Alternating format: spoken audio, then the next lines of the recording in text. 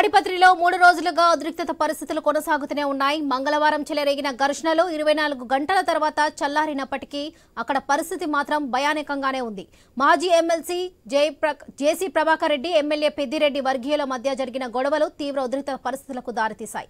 ఏకంగా కేంద్ర బలగాలను దించడం, బాష్పవాయువు ప్రయోగించడం వంటి చర్యలతో పోలీసులు అల్లర్లను సద్దుమణిగేలా చేశారు.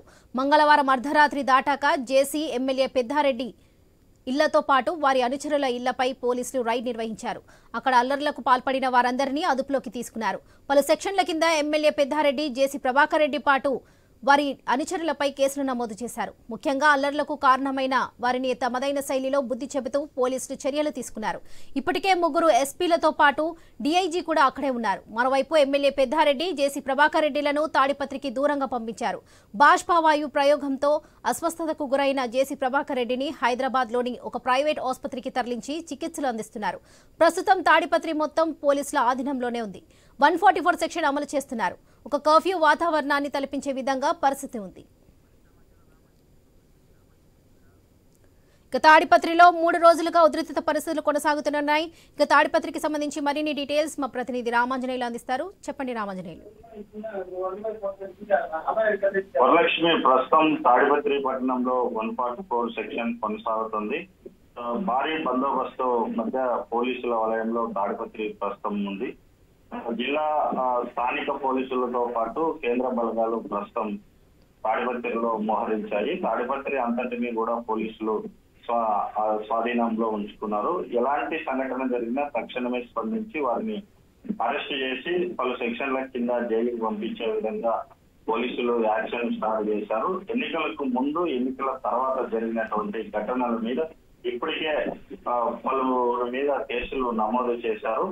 సీసీ ఫుటేజ్ తర్వాత సోషల్ మీడియాలో వచ్చిన వీడియోల ఆధారంగా అల్లర్లకు పాల్పడిన వారందరినీ ఇరు పార్టీలకు సంబంధించినటువంటి కార్యకర్తలను గుర్తించి వారి మీద కేసులు నమోదు చేసి వారిని జైలుకి పంపించే ప్రయత్నం చేస్తున్నారు. ప్రస్తుతం ఈ రోజు 90 మందిని, ఇరు పార్టీలకు సంబంధించినటువంటి 90 మంది కార్యకర్తల్ని, నాయకుల్ని ఈ రోజు అరెస్ట్ చేసి వారిని కోర్టుకి హాజరుపరిచారు. అయితే ఉరవకొండ కోర్టులో హాజరుపరిచి వాళ్ళకి రిమాండ్ విధించారు. వీరితో పాటు కూడా ఇంకా చాలా మందిని గుర్తించాల్సి ఉంది. అల్లర్లకు పాల్పడిన వాళ్ళందరినీ ఎవరిని కూడా వదిలిపెట్టే ప్రసక్తి లేదు.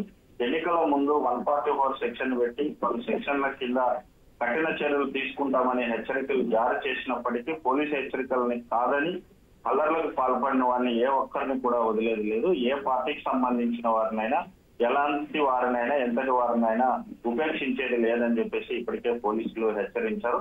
మరి వారందరినీ కూడా గుర్తించే ప్రయత్నం చేస్తున్నారు. మరి ఎన్నికలకు ముందు, తర్వాత అల్లర్లకు పాల్పడిన వాళ్ళందరినీ కూడా జైలుకి పంపిస్తామని చెప్పేసి పోలీసులు చెప్పారు. ప్రస్తుతానికైతే తాడిపత్రి పట్టణంలో 144 సెక్షన్ కొనసాగుతోంది. జేసీ ప్రభాకర్ రెడ్డి ప్రస్తుతం అస్వస్థతకు గురై ప్రభుత్వ ఆసుపత్రిలో చికిత్స పొందుతున్నారు. మరి ఎమ్మెల్యే కూడా స్థానికంగా లేరు. ఆయన సింహంపల్లిలో వాళ్ళ సొంత ఊరిలో ఆయన ప్రస్తుతం ఉన్నారు. మరి ఎవరు కూడా కార్యకర్తలు వీళ్ళ 20 నాయకులు ఇళ్ల దగ్గరికి రాకుండా పోలీసులు గట్టి బందోబస్తు చర్యలు తీసుకున్నారు. అయితే ఈ 2 లేదా 3 కంటే ఎక్కువ మంది కనిపిస్తే వాళ్ళందరినీ కూడా అరెస్ట్ చేసి స్టేషన్ కి తీసుకెళ్తున్నారు. రైట్ రామాంజనేయులు.